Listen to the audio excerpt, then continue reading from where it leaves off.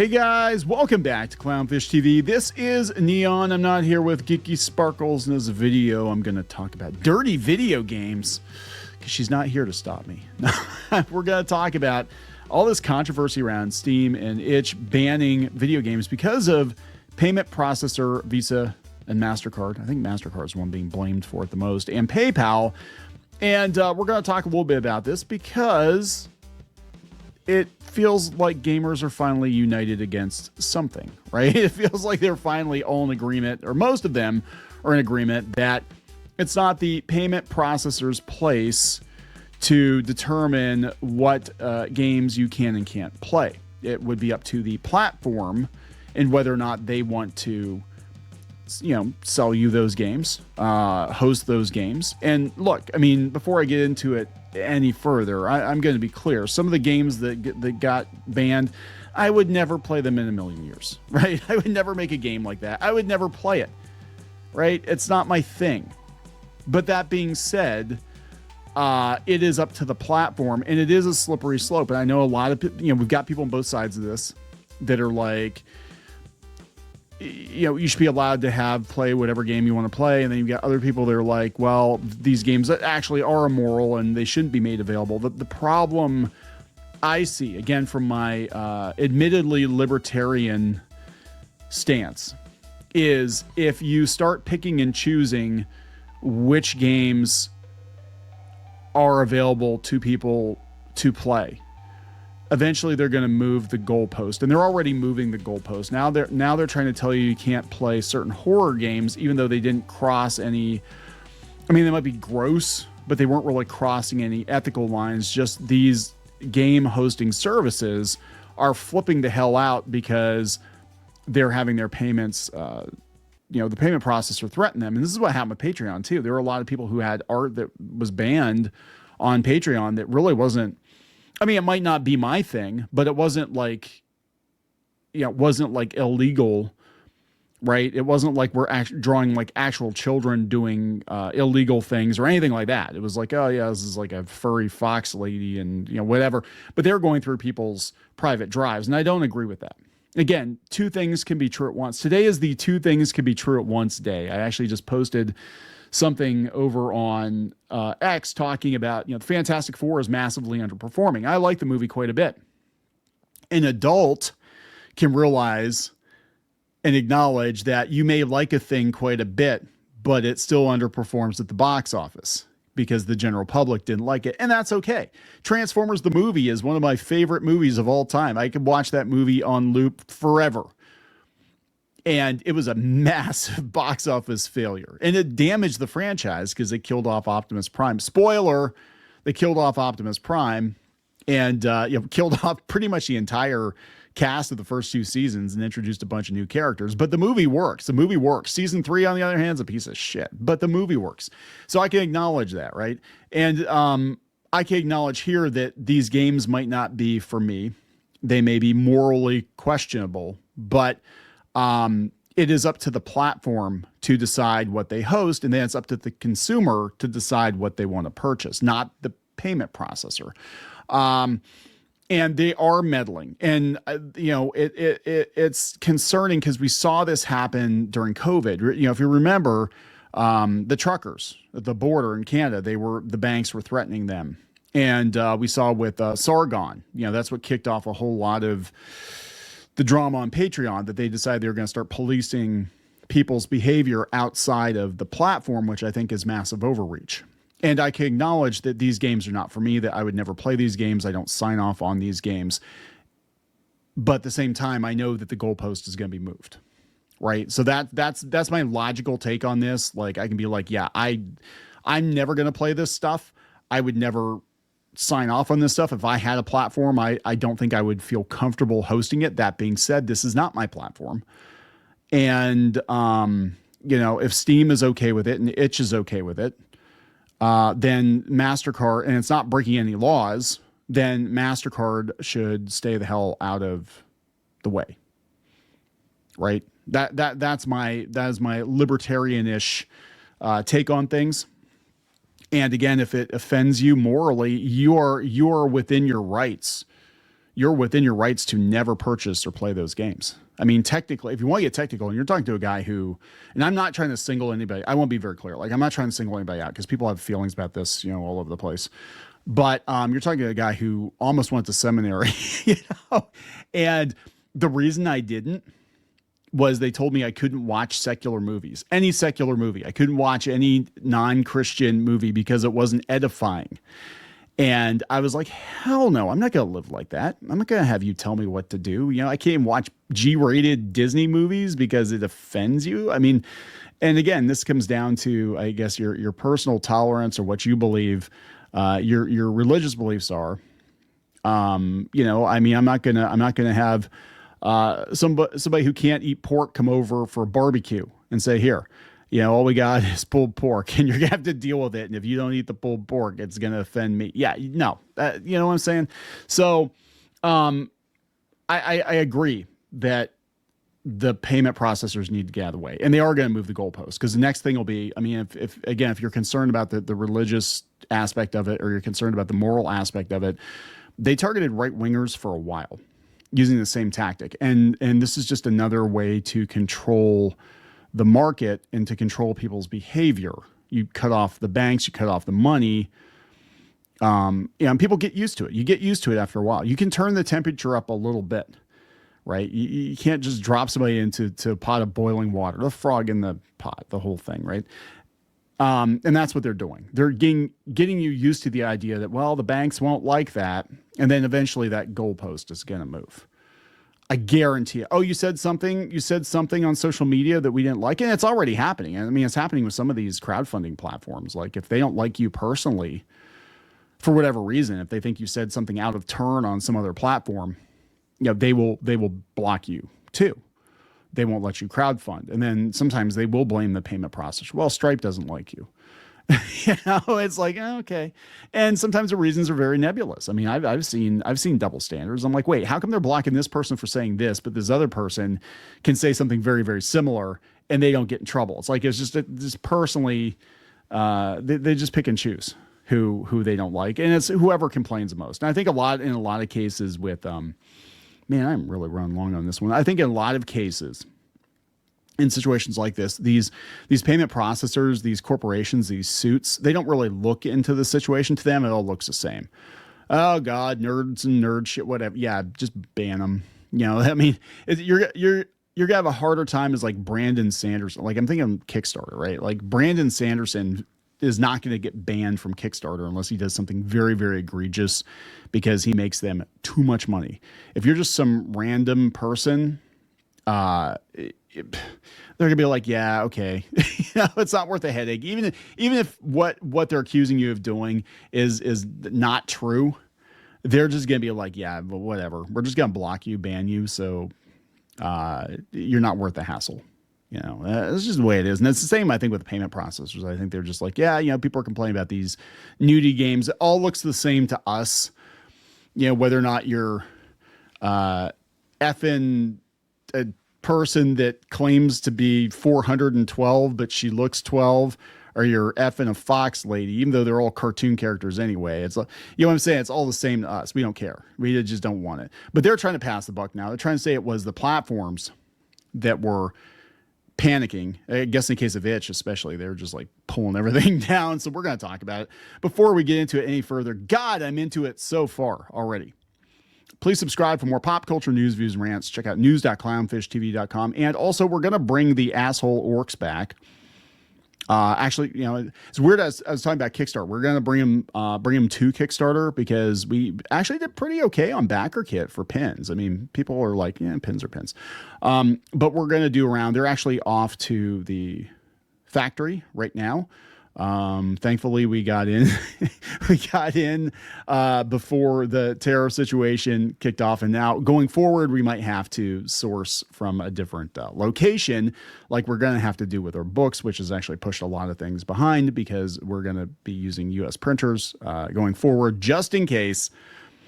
But we're going to bring these to Kickstarter, because a lot of people are like, wait, BackerKit does crowdfunding? When did that happen? I'm like, as of like a year ago, Yeah, and a lot of people didn't even realize we were running this. So if you watch Kickstarter, watch badorcs.com. I think probably next week we'll relaunch them and let you grab these pins if you haven't done so already. If you're interested in them, they're actually pretty cool. Pretty fun. We had a lot of fun making these, and we'll probably make another series of these at some point.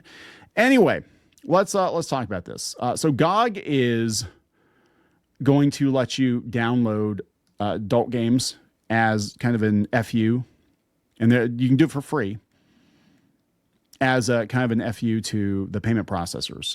GOG preservationists hit back at censorship and gaming by making a bunch of notable not safe for work games free to own for a limited time. If a game is legal and responsibly made, players should be able to enjoy it. That is my take on it. I want to stress, two things can be true at once. I don't have to agree with the content.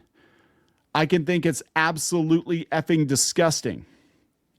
If it's not breaking the law and somebody else wants to play it, it really is none of my business. It really is none of my business if they play it or not. Because people are going to be like, well, you're signing off on the pornos. I'm like, I'm not going to play it. But again, the goalpost gets moved. So I think the bigger discussion here is we need to make sure that payment processors can't muck with somebody's income just because of some, if it's not illegal, if it's actually illegal stuff, that is another case entirely. But this stuff is, to the best of my knowledge, not illegal. It's been screened by GOG and Steam and itch. And, when they started moving the goalpost into horror games that were very well received because they thought that there might be whatever they're brushing up against, whatever, then yeah, it becomes a huge issue. It becomes a huge issue because they're going to keep moving the goalpost. What other content are they going to find objectionable? So GOG preservationists hit back at censorship and gaming. This is coming from Games Radar. Distribution website GOG is fighting moralistic lobbyists and avaricious credit card company. God, this is so wordy. Demanding games deemed not safe for work are removed from storefronts like Steam, not with fire, but with free links to boobs, obviously. With the help from publishers, the preservation-friendly site GOG is hosting free downloads to notable not safe for work games like Honey Pop and House Party on freedomtobuy.games, which will make these and a handful of other games free to own for 48 hours. Let's see here. Here we go. So you have a day, 6 hours, 2 minutes, 4 seconds. If you want to play these games, we got Postal 2. Postal 2 was when they got banned.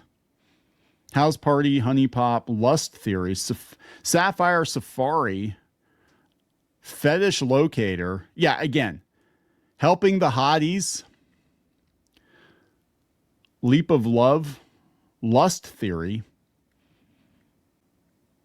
Agony and Agony Unrated. Yeah, most of these games, being a dick, most of these games I would not play. I'm just saying. These are not for me, but I don't think that, well, Postal 2 maybe. But I don't think that the payment processor has a right to intervene.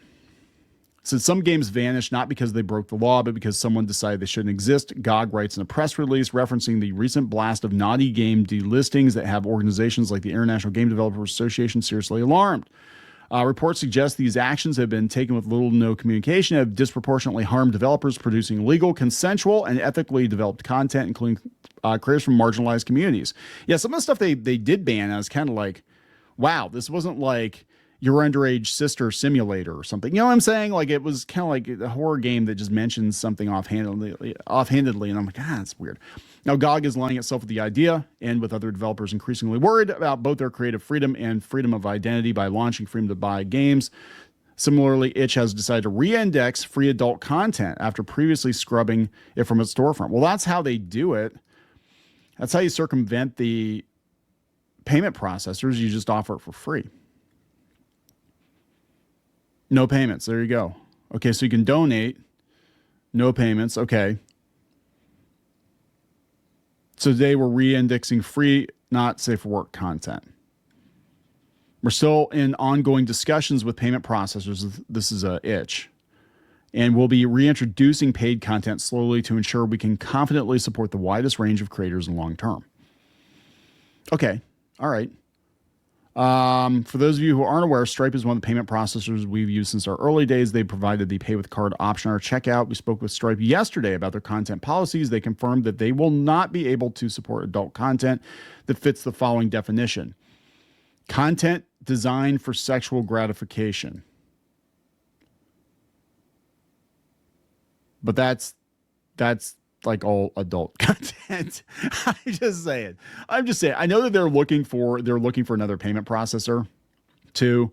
And it might be that like what happens is they just do an end run around the payment processors and find another alternative that will support adult content. Obviously, people take payments for adult content. OnlyFans would have gone out of business a long time ago if they didn't. And it might be that those adult games have to be paid for with that particular processor, but everything else you can use, Mastercard or whatever for. That would probably be the best way to handle it. I'm just saying. So Mastercard, this is coming from Kotaku. See, this is so weird. Okay, this is what's so weird about this. Now we got Kotaku. Kotaku, who a lot of the people working there for a while, I don't know if it's still the case right now, but they were like, we have to make a stand against J.K. Rowling and tell people not to buy Hogwarts Legacy. And I know there were several sites that were like, Hogwarts Legacy is the worst thing ever. Tell people, harass people so they don't buy it and take a stand. Now they're like, wait, you're taking our gay furry shit? Oh no, we can't have that, And before they were like, wouldn't it be great to be able to ban everything J.K. Rowling? You know what I'm saying? Like, again, it's the same thing. You don't have to like J.K. Rowling. You don't have to like Hogwarts Legacy. You don't have to like content that you think is maybe too, okay. So I would say too conservative, but not really. But you've got other content like, Stellar Blade. They were attacking that. They're like, oh, the boobies are too, not Kotaku necessarily, but a lot of outlets like this. And they're like, oh, the boobies. And they just want to ogle the boobies and we shouldn't allow this. Now they're like, oh my God, they're taking our gay furry stuff. So yeah, it's kind of like, this is one of the few examples or I think maybe we're starting to realize, maybe some of these companies are starting to realize, these publishers are starting to realize that on some level, gamers are all kind of on the same side here. And this whole like us versus them, it's really like us versus these banks and the corporations and but there's so many differences in ideology that it's going to make it really hard for people to unite against a common threat. I mean, it's kind of the same with what's going on with Stop Killing Games, right? You're going to have pretty much everybody agrees, pretty much everybody except for Pirate Software, pretty much everybody agrees that like this is actually a good thing, that we should be doing this and supporting this.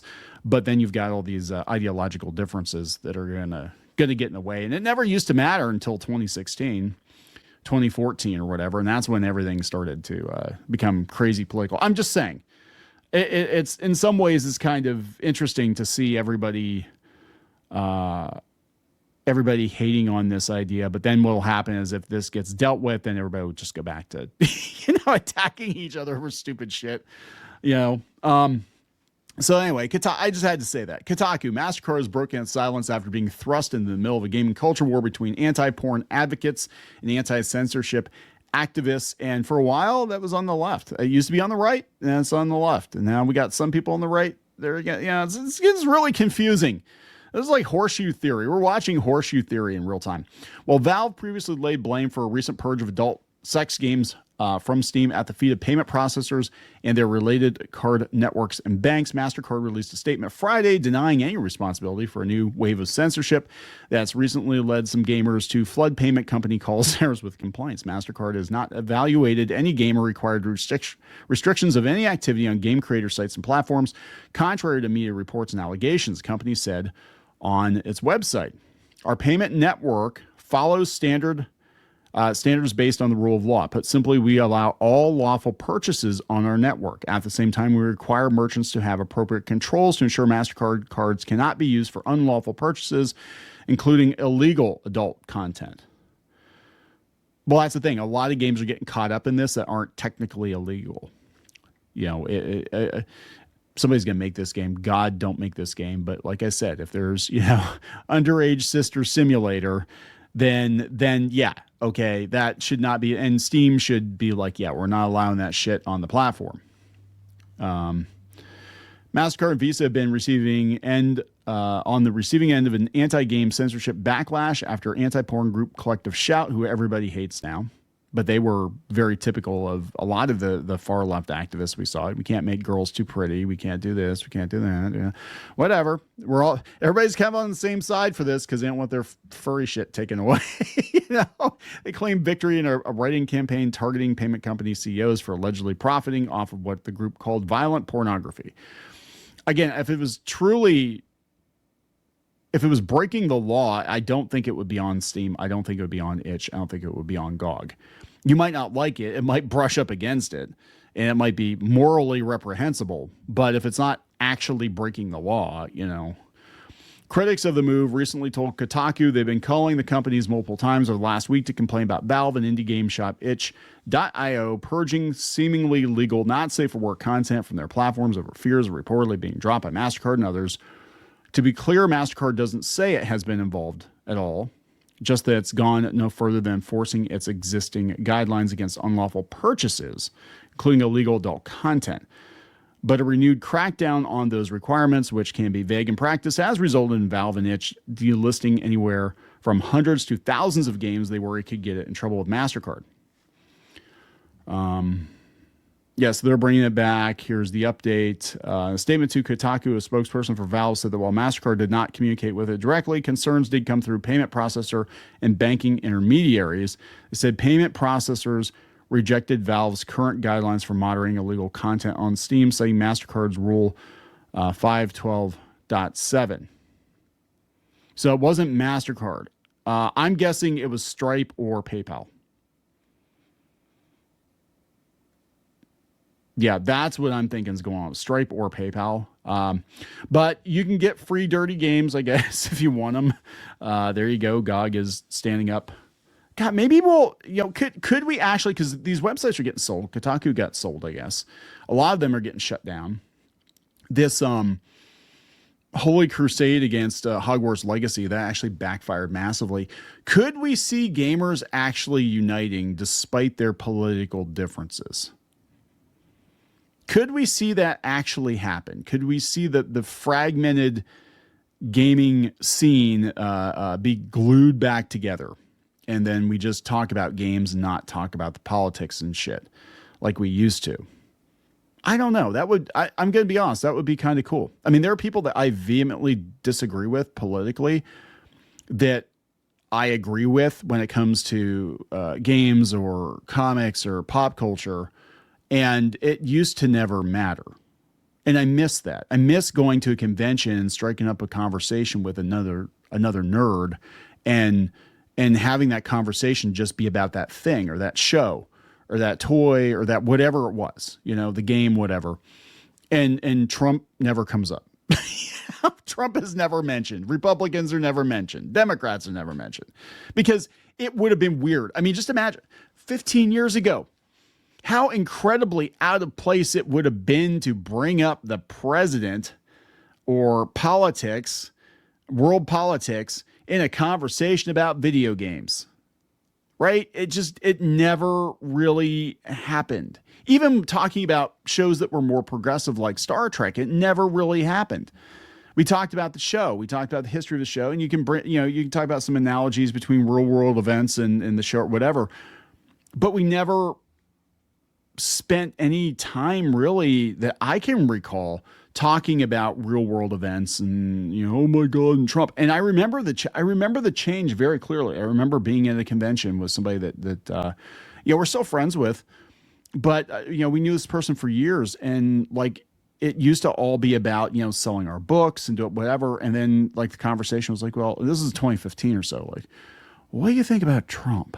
And it was almost like a test to see what, they're going to take the bait. Like, and I was sitting there thinking, like, at that point in time, I was back in Bernie, and I'm like, I don't really think about Trump. I don't think he has a chance in hell of actually getting elected. I don't know. But I miss that. I miss that pre 2014, 2015 nerd scene. We need to get that back. We need to get it back. And I'm not saying give a pass to these people that tried really hard to cancel people. I'm not saying give a pass to people that have done some truly heinous shit. I think the J.K. Rowling situation is a good point. Like, just like these games, you don't have to agree. You don't have to like J.K. Rowling. You can think she's a colossal piece of shit and just not buy anything that supports her, and that is your right. That is 100% your right. But to go around and like try to cancel companies that work with her or cancel streamers for playing Hogwarts Legacy, even though she had literally nothing to do with the development of that game, her company or licensing company did, that's too far. That's way too far. So we gotta dial it back a little bit. And I think my thing is like we gotta dial it back and realize who the actual enemy is. And I think it's a lot of these banks and corporations and the powers that be behind the curtain. That's what we need to look at and be like, why have we all been so divided for so long? Maybe we need to take a peek behind the curtain and see what's been good, because it's not normal. It hasn't, I mean, I'm in my late 40s, right? And my whole life, I've never seen division like I see it now. And I understand compared to some people, I'm a spring chicken, but you know what I'm saying? It's very weird. It came out of like thin air, and all of a sudden, everybody got divided over the stupidest shit. And it's crazy. You can't go on social media. You can't go to conventions. You can't. And I hate it. And I think a lot of people hate it. I think the vast majority of people hate it. Some people get off on it. I mean, and those people need to be avoided, I think. But we need to go back to just, being united in the things that bring us together and bring us joy together, and not, we can bitch about those things. I mean, nerds have always complained about stuff as long as I can remember. That's part of it, right? We complain about it because we love it and we want it to not suck. We're allowed to do that, but the whole political angle is new, and I hate it. And I think we need to get over that and try to focus on what actually brings us together. In my opinion, I'm gonna wrap it up. Please subscribe. We'll talk later. For more pop culture news, views, and rants, go to news.clownfishtv.com. That's news.clownfishtv.com.